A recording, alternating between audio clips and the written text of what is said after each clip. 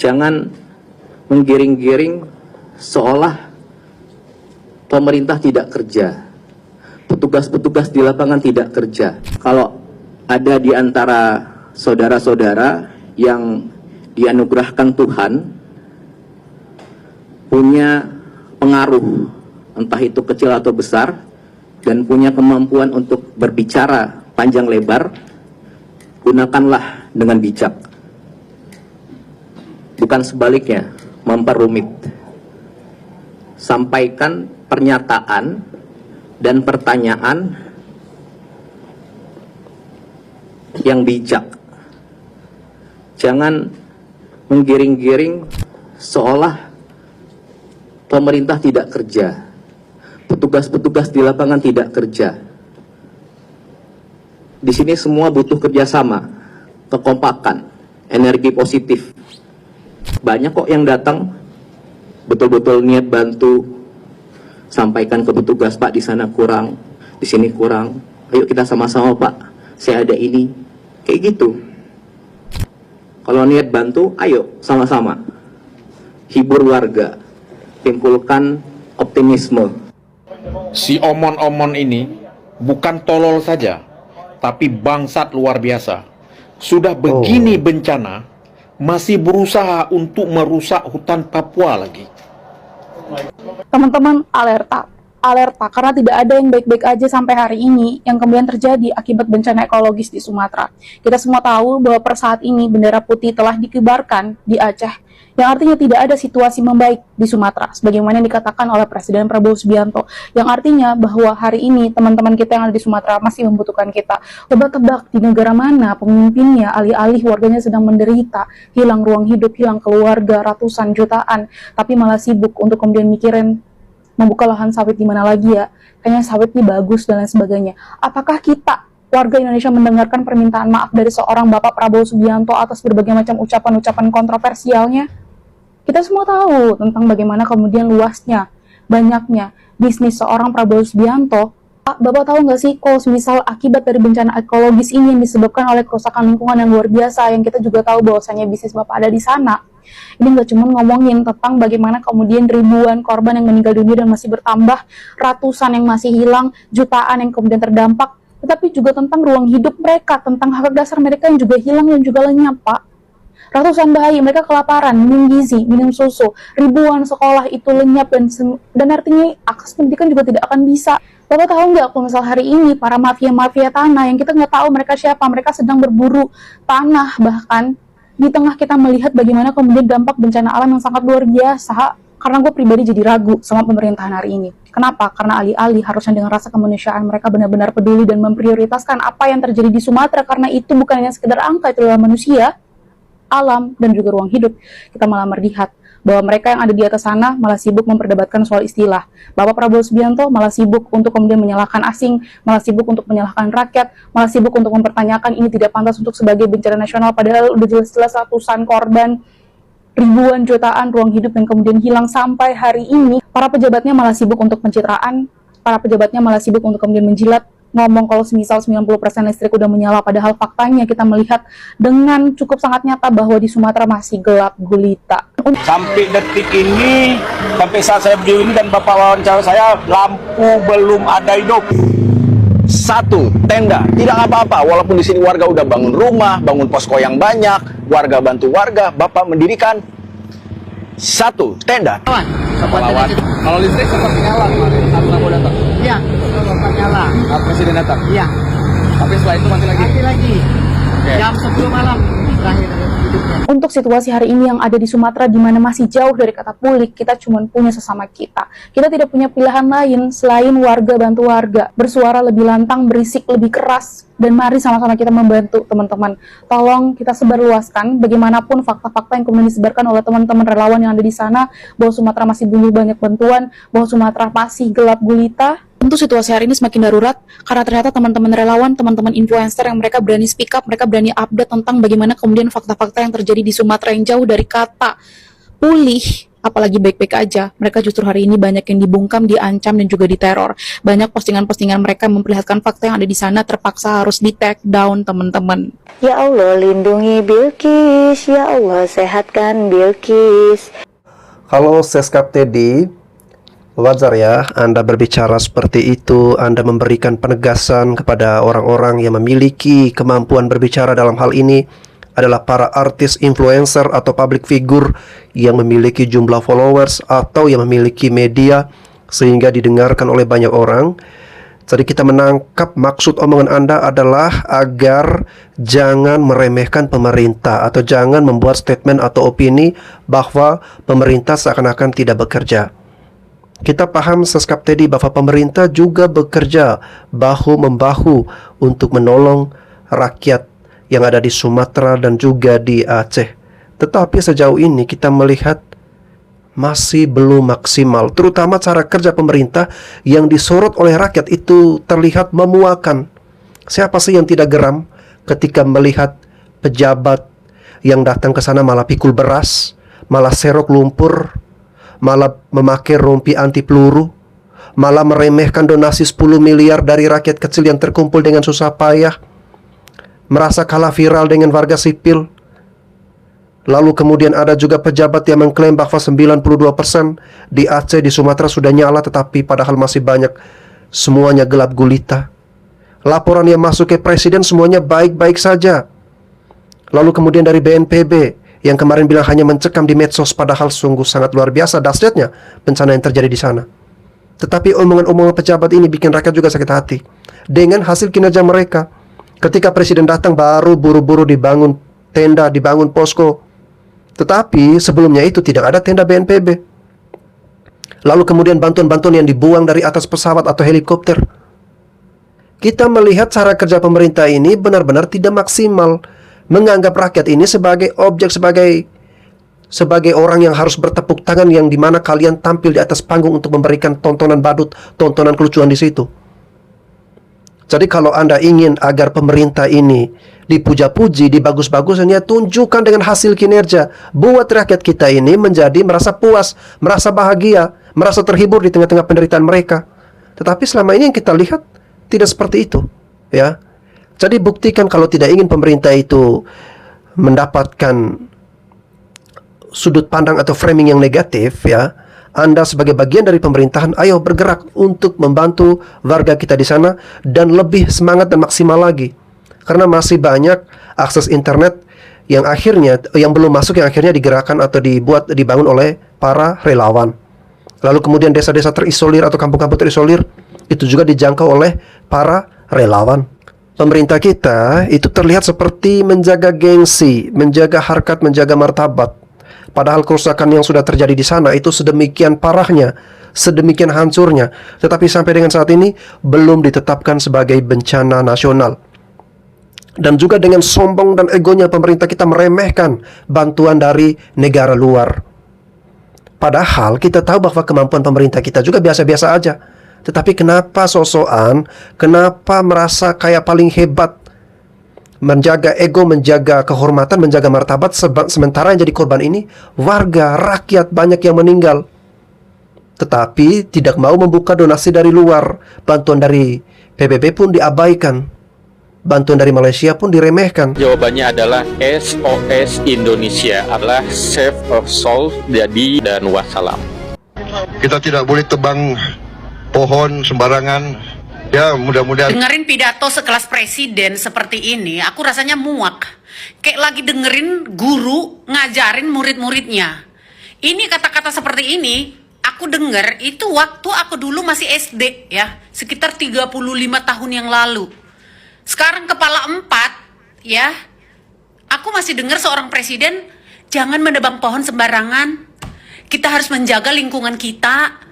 Itu nggak perlu lagi. Pak Prabowo nggak perlu ngomong-ngomong seperti itu lagi sekarang. Masyarakat itu tahu, bukan nggak tahu nggak boleh menebang hutan sembarangan. Masalahnya tidak ada tindakan tegas, tidak ada yang namanya itu aturan yang jelas. Kelas presiden tuh harusnya udah nggak kayak gitu pidatonya, nggak ada isinya nih pidato seorang presiden kayak gini. Presiden harusnya udah tinggal memerintahkan semua kepala-kepala daerah untuk mengecek itu perusahaan-perusahaan mana yang menyebabkan kerusakan hutan itu. Apakah perusahaan Bapak sendiri ataukah perusahaan-perusahaan yang lain? Muak lama-lama nih ngelihat para pejabat-pejabat di Indonesia ini sekarang dari level-level presiden aja kayak gini nggak tegas tindakannya. Nih, aku masih paspor Indonesia ya, jadi jangan kalian bilang kalau sudah nggak tinggal di Indonesia nggak berhak komentar. Aku masih pembayar pajak sampai saat ini ya. Muak aku ngelihat di negara kita ini nggak ada yang jelas, pemerintahnya nggak ada yang jelas, menteri sosialnya juga nggak jelas. Kemarin ada influencer yang mengumpulkan donasi untuk korban banjir, malah disindir-sindir. Nggak ada kualitasnya guys. Itulah kualitas-kualitas pejabat-pejabat yang mungkin untuk mendapatkan jabatan itu supaya menang, sogok menyogok, ya, ada orang dalam lah, ada pelicin lah, kualitasnya kayak gitu tuh pejabat-pejabatnya, mental korup ya, di mana-mana itu, kayak gitulah dia, makanya nggak berani bertindak tegas. Pejabat yang orang yang jujur, pejabat orang yang mau bekerja akan tersingkir dengan orang-orang yang otak-otak mafia itulah seperti itu ya. Makanya nggak ada yang bertindak tegas. Hutan di mana-mana itu dirusak, lingkungan-lingkungan untuk pembangunan pabrik-pabrik yang menguntungkan para pengusaha-pengusaha itu, yang mungkin juga para pejabat juga sedikit ada dapat persentase, nggak berani ngomong. Kalau memang dia bersih, dia akan tegas, karena dia nggak ngambil keuntungan dari situ. Muak nggak kalian tuh? Muak banget. Oke, saya sependapat ya dengan apa yang disampaikan oleh netizen tadi, bahwa ceramah ataupun ajakan dari Pak Prabowo itu memang memuakan. Kita tak boleh menebang pohon sembarangan, yaitu seperti guru yang menasihati anak SD. Padahal kita tahu bahwa kalau mau bercermin, itu seperti Pak Prabowo menceramahi Subianto yang punya lahan sawit, yang punya paling banyak lahan sawit di Sumatera dan di Aceh. Itu siapa? Yang dinasihati siapa? Lalu kemudian tanpa dia sadari, kemarin Pak Prabowo ini menganjurkan agar di Papua nanti harus dibuka lagi lahan sawit. Itu artinya apa? Artinya hutan-hutan di Papua akan ditebang pohon-pohonnya, akan digundulin. Gimana Bapak mau menasihati masyarakat dengan cara seperti itu, sedangkan Bapak sendiri melakukannya? Dia bilang kita nggak boleh tebang pohon sembarangan. Dia mah berjuta-juta hektar hutan dia tebang semua, pohon-pohon dia tebang semua. Sekarang hutan-hutan di Papua yang masih aman, masih alami, sebentar lagi mau dihabisin, mau ditebang semuanya. Jadi buat apa Anda menasihati rakyat? Ya rakyat juga akan mengikuti seperti tingkah Anda. Anda menebang hutan-hutan di Papua untuk dibangun lahan sawit, ya rakyat juga akan menebang hutan-hutan, pohon-pohon dengan sembarangan, ya, karena mengikuti contoh atau model seperti Anda. Jadi kalau Anda menasihati seperti itu, ya Anda juga harus berkaca dari kebijakan Anda. Jangan menebang pohon atau membuka lahan untuk sawit dengan mengorbankan hutan-hutan, terutama hutan di Papua nanti. Alhamdulillah, bukan 93% tapi 100% Aceh Tamiang sudah terang. 100%. Alhamdulillah. Terang tapi sebentar lagi gelap. Karena terangnya karena matahari ya. Listriknya belum masuk. Teman-teman semuanya, mudah-mudahan cepat dibantu warga di Tamiang, terutama di Lintang dalam ini ya, belum ada listrik dan juga masih butuh air bersih. Supporter teman-teman semua masih ditunggu. Nah, beginilah keadaan ketika gelapnya nih, ketika matahari sudah hilang. Nah, kok ada listrik? Iyalah, listriknya dari mobil. Aduh, teman-teman yang ada di Tamiang, semoga terus bersabar. Semoga sebentar lagi listrik bisa masuk ya. Cerita reaksi Menteri Dalam Negeri rakan kita di seberang, yang menyatakan bahawa sumbangan 60,000 US dollar itu bagi meringankan beban sangsara di Aceh dan di wilayah-wilayah lain diumumkan sebagai perkara kecil dan sumbangan yang tak berpatutan. Ini bukan berbudi bahasa sebenarnya. Apabila rakan ataupun jiran membantu waimah banyak mana pun, jangankan sebut 60,000 US dollar. Kalau 60 ringgit pun disumbang oleh seseorang, harus berterima kasih. Jadi dengan kenyataan umum yang dibuat kepada dunia menunjukkan bahawa Malaysia menyumbang sedikit dalam bentuk 60,000 US dollar, menteri berkenaan harap bersekolah dulu dalam bentuk perkataan, komunikasi atau bahasa kepada sesuatu jiran. Dan ini harus dipegang sebagai pedoman yang baik. Semasa Pak Harto dulu, semasa program-program yang dijalankan antara kedua-dua negara, Pak Soeharto sentiasa dengan senyumnya berterima kasih. Ada masa ketika itu negeri Johor menyumbang kepada keadaan malapetaka di Jakarta hanya dengan beberapa bungkusan beras, kuih muih dan sebagainya. Masa itu Pak Harto mengucapkan terima kasih. Tapi sekarang Menteri Dalam Negeri Indonesia menyatakan bahawa ini sekelumit ataupun terlalu sedikit, bermakna tidak berterima kasih. Ini yang kita sarankan, pelajarilah balik petua-petua yang diajarkan oleh nenek moyang kita dahulu sebelum kita masing-masing merdeka tahun 45 dengan tahun 57. Dan kembali kepada pangkal budi bahasa kita. Bila orang memberi, kita merasa. Bila orang merasa, kita pun bersukacita. Mungkin untuk netizen-netizen Indonesia lah. Ini yang terutamanya netizen Indonesia lah. Aku nak bagi tahu sikit korang pasal bantuan ni. Bantuan ni dia tak kira sikit ke banyak. Dia tak kira ada ke tak ada. Dia tak kira yang tu. Bantuan ni bukan juga salah satu jenisnya makanan je. Tak. Dia ada banyak lagi jenis bantuan. Itu aku ajar kau pasal bantuan lah. Sebab menteri kau pun cakap bantuan Malaysia ni tak seberapa. Memang tak seberapa. Tapi kau tahu tak kos dia berapa. Kau tahu tak kos dia berapa. Yang kedua, dia dipanggil bersyukur. Korang tahu tak bersyukur tu macam mana? Ke korang memang daripada kecil tak pernah belajar erti kesyukuran ataupun bersyukur bila dibagi bantuan ataupun dibagi sedekah ataupun ada orang bagi sesuatu dekat korang? Korang tak reti nak bersyukur ke? Sekarang ni menteri korang, aku tak tahulah siapa nama dia, tapi menteri korang tu cakap bantuan daripada Malaysia ni tak seberapa. Memang betul tak seberapa. Tapi cerita dia sekarang ni, kita orang bagi bantuan tu cukup tu, bersyukurlah untuk bertahan hidup selama beberapa hari. Faham tak? Kalau tak faham, aku tak tahu lah.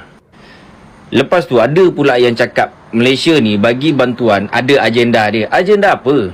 Kau tak payah nak tunjuk pandai sangat kononnya Malaysia ni ada agenda. Tak payah nak buat andaian-andaian sendiri. Tak payah. Kita orang ni bantu ikhlas. Kita orang tak harapkan berbalasan daripada Indonesia. Assalamualaikum warahmatullahi wabarakatuh. Akhir-akhir ini saya banyak membaca dan melihat kabar duka dari saudara serumpun kita di Sumatera dan juga Aceh.